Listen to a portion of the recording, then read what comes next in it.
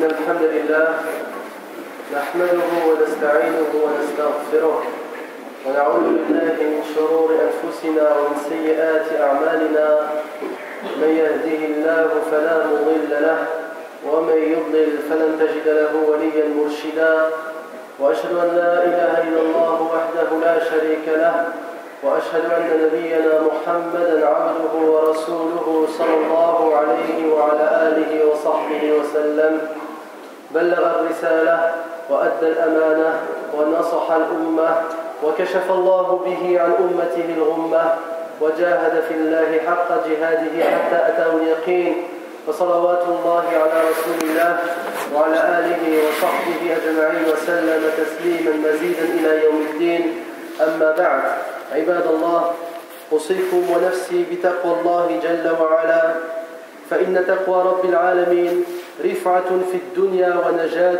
في الآخرة قال الله سبحانه وتعالى ومن يطع الله ورسوله ويخشى الله ويتقه فأولئك هم الفائزون أيها المسلمون كما لا يخفى عليكم قد اقترب شهر الصيام قد اقترب شهر الصيام والقيام شهر رمضان فيحسن أن نتكلم قبل حلول الشهر عن بلاء وعن داء ومصيبة وفتنة ابتلي بها كثير من المسلمين وهذه المصيبة أيها الإخوة الكرام تكدر وتلوث عليهم شهر الصيام سنتحدث اليوم إن شاء الله عن داء التدخين معشر الإخوة الكرام يحث ديننا الإسلامي أفراده على تهذيب نفوسهم ويعمل على غرس تعاليمه الحميدة في أعماق قلوبهم ودعوتهم إلى ما فيه نفعهم وفائدتهم وتحذيرهم من كل ما يسوءهم ويتسبب في إضرارهم لذلك أمرهم بالمحافظة على أنفسهم وحثهم على صيانتها والبعد عن كل ما يعرضها للهلاك أو الأذى بل إنه حذر الشخص من الاعتداء على أعضائه أو نفسه لأنها ليست ملكا له ورتب أشد العقوبات على من ارتكب ذلك وهي كونه مخلدا فيها في جهنم والعياذ بالله عن أبي هريرة رضي الله عنه قال النبي صلى الله عليه وسلم من تردى من جبل فقتل نفسه فهو في نار جهنم يتردى فيه خالدا مخلدا فيها أبدا ومن تحسى سما فقتل نفسه فسمه في يده يتحساه في نار جهنم خالدا مخلدا فيها أبدا ومن قتل نفسه بحديدة فحديدته في يده يطعن بها في بطنه في نار جهنم خالدا مخلدا فيها أبدا متفق عليه. Chers serviteurs d'Allah, craignez Allah d'une véritable crainte et sachez que la crainte du Seigneur de l'univers est source d'élévation ici-bas et de secours dans l'au-delà. Allah dit dans le Coran, et quiconque obéit à Allah et à son messager et craint Allah et le redoute, alors voilà ceux qui récoltent le succès. Chers musulmans, comme vous le savez, le mois du Ramadan approche à grande vitesse. Il est donc d'actualité de parler aujourd'hui, avant le début du mois du jeûne, d'une épreuve, d'une maladie, d'un fléau qui atteint beaucoup de musulmans. Et ce fléau pollue et ternit le mois du Ramadan. Nous allons parler, Inch'Allah Ta'ala, aujourd'hui donc, du tabac.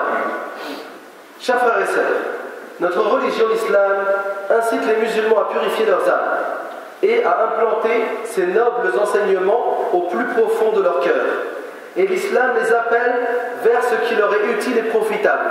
Et il les met en garde contre tout ce qui peut leur nuire ou leur faire du mal. C'est pour cela que l'islam incite ses adeptes à prendre soin de leur personne et les appelle à protéger leurs âmes et leur corps et à s'éloigner de toute chose menant vers un danger ou un mal. L'islam également met en garde l'individu de dégrader un de ses membres ou son corps. Pourquoi ? Car ce corps dans lequel se trouve son âme ne lui appartient pas. C'est la propriété d'Allah subhanahu wa ta'ala. Et l'islam a promis la pire des punitions à celui qui se retire la vie, le fait de rester éternellement en enfer, ayad billah. Selon Abu Huraira, radiyallahu anhu, le prophète sallallahu alayhi wa sallam a dit: quiconque se précipite du haut d'une montagne et se tue sera alors jeté en enfer, d'où il chutera éternellement sans fin. Et quiconque se suicide avec un poison gardera ce poison à la main pour l'ingurgiter en enfer éternellement et sans fin. Et quiconque se suicide avec un morceau de fer le tiendra alors dans sa main et s'assènera des coups dans le ventre en enfer éternellement et sans fin, rapporté par Al-Bukhari wa Muslim. Ibadallah.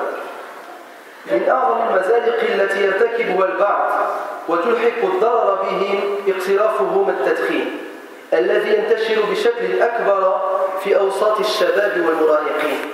والتدخين قد ثبت بما لا يدع مجالا للشك أنه جالب لكثير من الأمراض وخاصة الصدرية منها، والمدخن يدرك ذلك ويعرفه، ولكن شيطانه أقوى منه فهو يزين له المعصية ويسوف له الإقلاع عنها وتركها.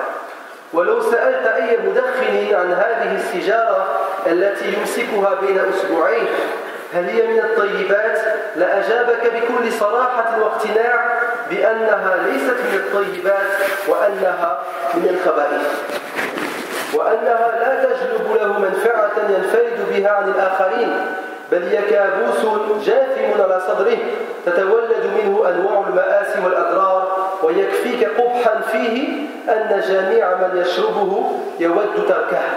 إننا لو تأملنا بعضا من الآيات القرآنية الكريمة لوجدنا أنها واضحة في دعوتها إلى كل نافع ومفيد وحثها على الابتعاد عن كل ضار ومؤذٍ. قال الله جل وعلا: ولا تتبدلوا الخبيث بالطيب. وقال جل في علاه: الذين يتبعون الرسول النبي الأمي الذي يجدونه مكتوبا عندهم في التوراة والإنجيل يأمرهم بالمعروف وينهاهم عن المنكر ويحل لهم الطيبات ويحرم عليهم الخبائث ويضع عنهم إصرهم الأغلال التي كانت عليهم. Chers serviteurs d'Allah, parmi les plus grands pièges dans lesquels tombent certains et leur nuit grandement le tabac, le fait de fumer. Et ce phénomène se propage à très grande vitesse chez les jeunes et les adolescents. Le tabac, il a été démontré de la plus claire des manières qu'il est la cause de très nombreuses maladies, plus particulièrement les maladies de la poitrine. L'homme ne peut plus douter à ce sujet car tout cela a été clairement prouvé scientifiquement. Le fumeur, tout cela, il le sait très bien et en a conscience. Mais son démon est plus fort que lui et il lui embellit le péché et lui fait repousser à plus tard l'abandon du tabac. Si tu poses la question à n'importe quel fumeur, cette cigarette que tu tiens entre tes deux doigts, fait-elle partie des bonnes choses ou des mauvaises? Il te répondra avec toute franchise et conviction qu'elle ne fait pas partie des bonnes choses, car elle ne lui amène aucun profit. C'est un cauchemar pour le musulman éprouvé par le tabac, provoquant des tristesses et des dégâts. Il suffit pour montrer l'ignominie de la cigarette, le fait que tout fumeur désirerait arrêter, mais il en est incapable. Et en observant quelques versets coraniques, on s'aperçoit qu'ils sont clairs pour appeler à toute chose utile et profitable et pour inciter à s'éloigner de toute chose néfaste et mauvaise. Allah dit dans le Coran: ne substituez pas le mauvais au bon.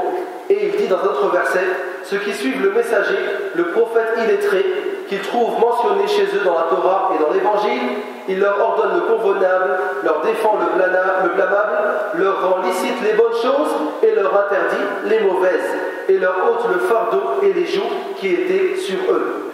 أيها المؤمنون، لا يتردد من له أدنى ذرة من عقل في إدخال التدخين ضمن قائمة الخبائث وأنواع المؤذيات. وقد أفتى كثير من العلماء المحققين بتحريمه لما يترتب عليه من الأضرار والمفاسد العظيمة، منها الإسراف في إنفاق المال، وقد حرم الله جل وعلا الإسراف ونهى عنه. يقول الله سبحانه وتعالى: ولا تؤتوا السفهاء أموالكم التي جعل الله لكم قياما. وقال سبحانه وتعالى: وكلوا واشربوا ولا تسرفوا إنه لا يحب المسرفين. وقال جل جلاله: ولا تبذر تبذيرا إن المبذرين كانوا إخوان الشياطين وكان الشيطان لربه كفورا. وقد أجمع العلماء رحمهم الله على أن كل ما يؤدي إلى الضرر ويوقع في المهالك يجب اجتنابه وفعله محرم. عن عبد الله بن عباس رضي الله عنهما قال قال رسول الله صلى الله عليه وسلم لا ضرر ولا ضرار رواه أحمد. فمشتري الدخان يضيع ماله وينفقه في وجه غير مشروع ويصرفه في المحرم. فلو فرض أن إنسانا بدأ في التدخين من سن الخامسة عشرة إلى أن يبلغ 60 سنة، وأن متوسط تدخينه في اليوم علبة كاملة من 20 سيجارة، فإن مجموع ما دخنه يتجاوز 16,000 علبة، وقيمة العلبة كما تعلمون 5 أوروات تقريبا. فقيمة المجموع الذي أهلكه وصرفه طوال حياته أكثر من 80,000 أورو، 80,000 أورو فيما يضر بنفسه. فمن هذا يتبين أن المدخن العادي يصرف هذا المبلغ الضخم في جلب الضرر لنفسه، ويزيد المبلغ كثيرا عند بعض الناس الذين يدخنون أكثر من ذلك. Chers croyants, toute personne sensée n'hésite pas à inscrire la cigarette sur la liste des choses blâmables et mauvaises. Et de nombreux savants musulmans proclament que le tabac est illicite, vu ce qu'il cause comme énormes dégâts et ravages. Parmi cela, le gaspillage de l'argent. Et Allah subhanahu wa ta'ala, dans le Coran, a interdit cela en disant « Et ne confiez pas aux incapables vos biens dont Allah a fait votre subsistance. » Et il dit dans un autre verset « Et mangez et buvez et ne commettez pas d'excès, car il n'aime pas ceux qui commettent les excès. » Et il dit également « Et ne gaspille pas indûment, car les gaspilleurs sont les frères des diables, et le diable est très ingrat envers son Seigneur. » Et les savants sont unanimes sur le fait que toute chose menant vers un mal doit être évitée, car selon Abdullah ibn Abbas, le prophète sallallahu alayhi wa sallam nous dit « Pas de nuisance ni à soi-même, ni à autrui. » La dara wa la dirar, rapporté par l'imam Ahmed. Donc celui qui achète des cigarettes gaspille son argent et le dépense dans une chose illicite. Supposons qu'un homme commence à fumer à l'âge de 15 ans jusqu'à ses 60 ans et que sa consommation moyenne est d'1 paquet par jour. Il aura alors fumé plus de 16 000 paquets. Et chaque paquet coûtant environ 5 euros ou bien même plus. Il aura alors dépensé pendant toute cette période 80 000 euros. 80 000 euros qu'il aurait pu dépenser dans une chose qu'Allah subhanahu wa ta'ala agrée. Ainsi, nous pouvons nous rendre compte que le fumeur ordinaire donc dépense cette grande somme pour nuire à sa propre santé, sans parler de ceux qui fument plus encore. بارك الله لي ولكم في القرآن العظيم ونفعني وإياكم بما فيه من الآيات والذكر الحكيم. أقول ما تسمعون وأستغفر الله العظيم لي ولكم ولسائر المسلمين من كل ذنب فاستغفروه إنه هو الغفور الرحيم.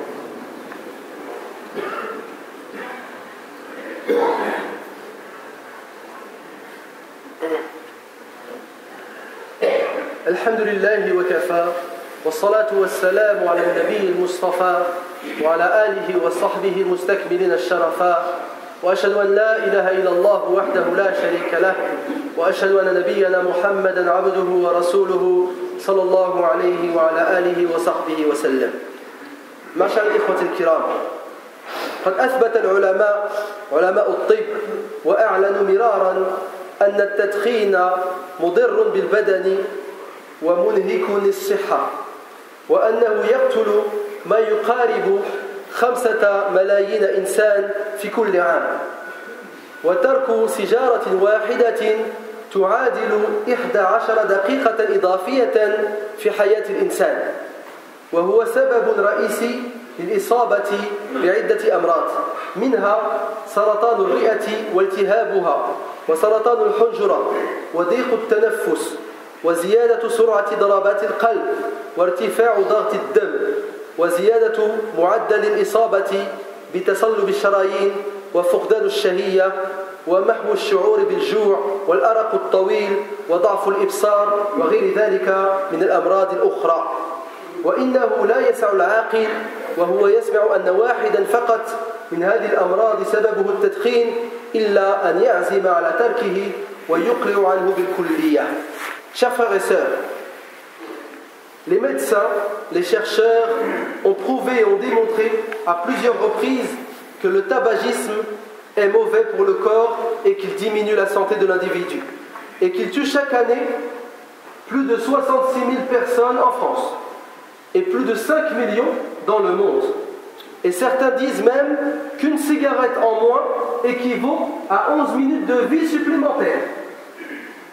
Et il est la cause majeure de nombreuses maladies telles que le cancer des poumons, cancer de la gorge, problèmes de respiration, accélération des battements du cœur, la tension artérielle, l'artériosclérose, la perte de l'appétit, l'insomnie, le fait que la personne ne ressente plus la faim, la baisse de la vue, etc., etc., et la liste est très longue.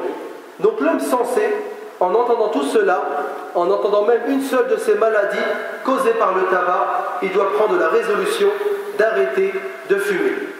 أيها المؤمنون إن أضرار التدخين لا تقتصر على المدخن نفسه بل إنها تعم كل من حوله وأقربهم إليه الملكان اللذان عن يمينه وشماله فالإنسان بتدخينه يؤذي الملائكة.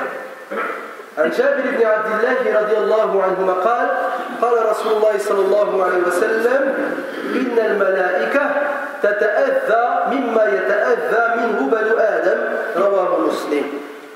ثم كيف يليق بعاقل أن ينفخ الدخان في وجوه من حوله ينفثه بحضرة من هو أكبر منه سنا وأعلى قدرا بل كيف يرضى بنفه في وجوه من يجلسون من أبنائه وبناته وزوجته ويكدر عليهم صفو جلستهم. أليس من حق الزوجة أن لا تجد من زوجها إلا رائحة زكية طيبة؟ ومن هنا ينبغي ويجب على الزوجة العاقلة أن تعمل جاهدة على إعانة زوجها على الإقلاع عن التدخين بأن تظهر له تضايقها من هذه الروائح الكريهة المؤذية المنبعثة من فمه وتبين له خطر التدخين على صحته وصحة من معه في البيت. Chers croyants, les dégâts du tabac ne se limitent pas aux fumeurs seulement. Non, cela englobe tout son entourage et plus particulièrement les deux créatures les plus proches de l'homme qui sont les deux anges se trouvant à droite et à gauche de l'individu et inscrivant ses œuvres.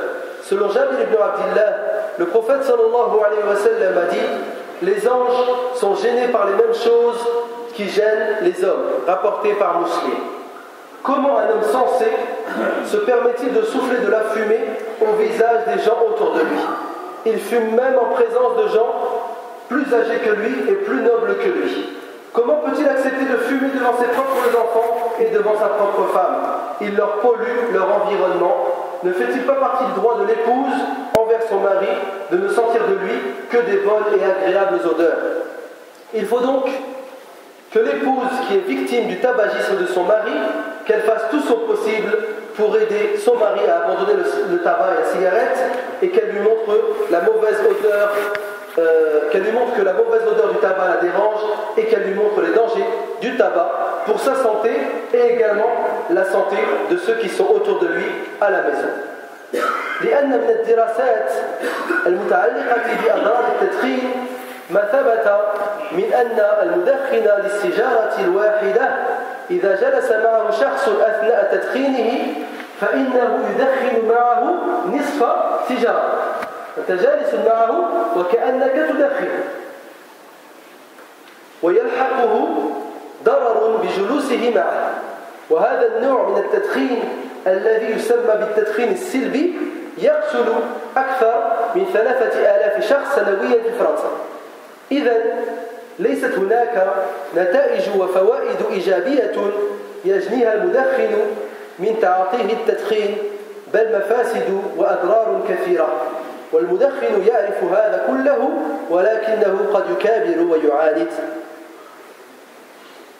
Chers musulmans, parmi les études liées aux dégâts du tabagisme, il a été prouvé que celui qui s'assoit à côté d'un fumeur fumant une cigarette sans fumer, c'est comme s'il avait fumé une demi-cigarette, sans fumer, juste en étant assis avec un fumeur. Et ce tabagisme passif tue en France plus de 3000 personnes par an. Donc, il n'y a aucun intérêt et aucun avantage à fumer. Au contraire, les dégâts sont très nombreux et le fumeur sait tout cela, mais malgré cela, il fait semblant de nier. عباد الله كما أن للتدخين أضرارا على المال والبدن فإن له ضررا على الدين. التدخين يجعل العبادات والقيام بالطاعات ثقيلة على متعاطيه وخاصة الصيام والصلاة والجلوس في المساجد وحضور مجالس العلم لأنه لا يستطيع الصبر عليه وجالس في المسجد ويفكر في التدخين فلا يستطيع أن يجلس ليستمع كلام النبي صلى الله عليه وسلم وكلام الله جل وعلا. وما كره المسلم في عمل الخير فإنه شر لا شك في ذلك. يقول الله سبحانه وتعالى إنما يريد الشيطان أن يوقع بينكم العداوة والبغضاء في الخمر والميسر ويصدكم عن ذكر الله وعن الصلاة. ذكر الله سبحانه وتعالى في هذه الآية الكريمة أن من أسباب تحريم الخمر والميسر الصد عن ذكر الله وعن الصلاة وهذه العلة تتحقق كذلك في الدخان فإن شاربه في العادة يهرب عن حلق الذكر والقراءة ويألف اللهو والباطل عادة وهو غالبا السبب الرئيسي لبعد المدخنين عن حضور المساجد إلا من رحم الله وهكذا سائر العبادات وبالأخص كما ذكرنا الصيام فإنه أثقل على المدخنين من غيرهم ولهذا الكثير منهم إذا غربت الشمس يفطر على سجارة عياذا بالله ناهيك عن الذين لا يستطيعون الصيام بسبب التدخين ويدخنون أثناء نهار رمضان بلا مبالاة ولا خشية من الله جل وعلا. Chers serviteurs d'Allah, donc comme vous venez de l'entendre, le tabac cause des dégâts sur l'argent de l'homme et son corps. Et il cause également des dégâts sur la religion de l'homme, du fait que ce tabac lui rend les adorations lourdes, plus particulièrement le jeûne, la prière et le fait de s'asseoir à la mosquée pour lire le Coran ou assister à un cours. Car il ne peut patienter. Il est assis à la mosquée et il pense à sa prochaine cigarette. Allah subhanahu wa ta'ala dit dans le Coran: le diable ne veut que jeter parmi vous, à travers le vin et le jeu de hasard, l'inimité et la haine, et vous détourner d'invoquer Allah et de la salat. Allez-vous donc y mettre fin? Allah subhanahu wa ta'ala donc a cité dans ce verset que parmi les causes de l'interdiction du vin et des jeux du hasard, le fait qu'il détourne de l'invocation d'Allah et de la prière. Et cette cause est également présente dans le tabac, car il éloigne ses adeptes des mosquées et de la lecture du Coran, et de toutes les adorations, et plus particulièrement le jeûne, comme nous venons de dire. C'est pour cela que la première chose que font les fumeurs au coucher du soleil, c'est d'allumer une cigarette. Pendant que les autres rompent leur jeûne avec de l'eau ou bien des dattes, eux, ils rompent leur jeûne avec une cigarette. Sans parler de ceux qui ne peuvent pas jeûner à cause du tabac et fument en pleine journée sans craindre Allah subhanahu wa ta'ala. فكل من ابتلي بشرب الدخان أسأل الله تعالى لنا وله العافية وإننا ندعوهم بدافع النصيحة الخالصة أن يبادروا بالتوبة إلى الله جل وعلا وأن يتركوه طاعة لله جل وعلا وحفاظا على صحته ومن ترك شيئا لله عوضه خيرا منه وكذلك المدخن عليه أن يفكر في العواقب لأنه الآن إذا دخل أمام الناس فإنه يصبح قدوة سيئة أمام أبنائه، أمام تلامذته إن كان أستاذا، وأمام الناس عموما. وعلى المسلم أن يحاول أن يكون قدوة حسنة لا قدوة سيئة. Donc, tous les musulmans éprouvés par le tabagisme, je les appelle donc à se repentir précipitamment et à délaisser le tabac par obéissance pour Allah subhanahu wa ta'ala et pour protéger leur santé. Et celui qui délaisse une chose pour Allah, Allah le remplacera par une chose meilleure. Et il faut que le fumeur n'oublie pas qu'en fumant, il donne un mauvais exemple. Pour ses enfants, s'il est père, et pour ses élèves, s'il est enseignant, et pour ses amis, et pour tous les gens de manière générale. Et il se fait du tort à lui-même et aux autres également. Contrairement à s'il abandonne le tabac, il deviendra alors donc un bon exemple pour lui et pour tous les gens. As'Allah ta'ala bi asma'ihi al-husna wa sifatihi al-ula an yuwaffiqana lima yuhibbu wa yarda. اللهم اجعلنا من الذين يستمعون القول فيتبعون أحسنه. اللهم آت نفوسنا تقواها وزكها أنت خير من زكاها أنت وليها ومولاها. اللهم إنا نسألك الجنة وما قرب إليها من قول وعمل، ونعوذ بك من النار وما قرب إليها من قول وعمل. اللهم إنا نسألك من الخير كله عاجله وآجله ما علمنا منه وما لم نعلم، ونعوذ بك من الشر كله عاجله وآجله ما علمنا منه وما لم نعلم. اللهم أصلح لنا ديننا الذي هو عصمة أمرنا، وأصلح لنا دنيانا التي فيها معاشنا، وأصلح لنا آخرتنا التي إليها معادنا، واجعل الحياة زيادة لنا في كل خير والموت راحة لنا من كل شر يا عزيز يا غفار. اللهم اشف مرضانا ومرضى المسلمين، اللهم اشف مرضانا ومرضى المسلمين. اللهم أنت الشافي لا شفاء إلا شفاؤك، شفاء لا يغادر سقما. اللهم اغفر لموتى المسلمين الذين شهدوا لك بالوحدانية ولنبيك بالرسالة وماتوا على ذلك. نعيد الإعلان أن غدا إن شاء الله سيكون معنا الشيخ الدكتور وصي الله عباس المدرس في جامعة أم القرى بمكة، وكذلك المدرس في المسجد الحرام، سيكون معنا إن شاء الله عند الساعة 8 وسيلقي محاضرة بعنوان أعظم الوحي، سيتحدث عن القرآن، وبين المغرب والعشاء سيجيب عن أسئلة الحاضرين والحاضرات. وننبه أن الأسئلة ينبغي أن تكون مكتوبة، الأسئلة ينبغي أن تكون كلها مكتوبة، فحضروا معكم أقلاما وأوراقا جزاكم الله خيرا. ونأمل أن يكون المسجد غدا إن شاء الله مليئا كملئه اليوم إن شاء الله وأكثر،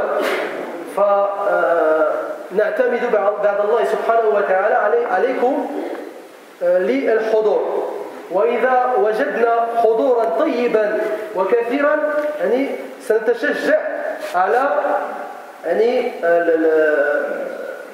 الإكثار من مثل هذه الأنشطة، سنكثر من هذه الأنشطة إن وجدنا أن المسلمين كري يعني ينفعلون معنا للحضور. جزاكم الله خيرا. Donc on rappelle que demain donc nous aurons la visite de Cheikh Dr Wasiullah Abbas Hafizahullah, donc qui est professeur à l'université de Umm al-Qura et également professeur à la mosquée sacrée de la Mecque. Donc il sera avec nous à 8h, à 20h pour une conférence qui a pour titre la plus grande des révélations. Donc il parlera du Coran, donc qui est le guide de tout musulman, et entre Al-Maghrib et l'Isha, il répondra aux questions des frères et des sœurs présents. Et on rappelle que pour les questions, il faut qu'elles soient écrites. Il faut qu'elles soient écrites, donc préparez avec vous donc de quoi écrire afin donc de faire parvenir les questions. Donc, il n'y aura pas de questions orales car cela nous ramène un peu au désordre et on aura du mal à gérer cela. Donc les questions seront écrites. Et on espère donc que la mosquée demain, Inch'Allah, à partir de 20h, sera pleine comme pour le vendredi, ou bien même plus, pourquoi pas. Et également, donc, si on remarque que donc, les musulmans de Creil sont présents pour cela et aiment ce genre d'événement, cela nous encouragera donc à renouveler ce genre d'occasion. Mais alors, si on voit que les gens ne veulent pas assister au cours des savants de l'islam, ce n'est plus un cours de moi ou la Sibarda, on va chercher à 1000 mètres carrés. Ce n'est pas un cours ordinaire, c'est une personne venue de très loin qui a choisi la mosquée de Creil parmi les mosquées de France pour faire un cours. Donc, jazakumullahu khairan, essayez d'être présent donc demain à 20h. Jazakumullahu khairan, wa sallallahu ala nabiyyina Muhammadin wa ala alihi wa sahbihi ajma'in, wa qumu ila salatikum.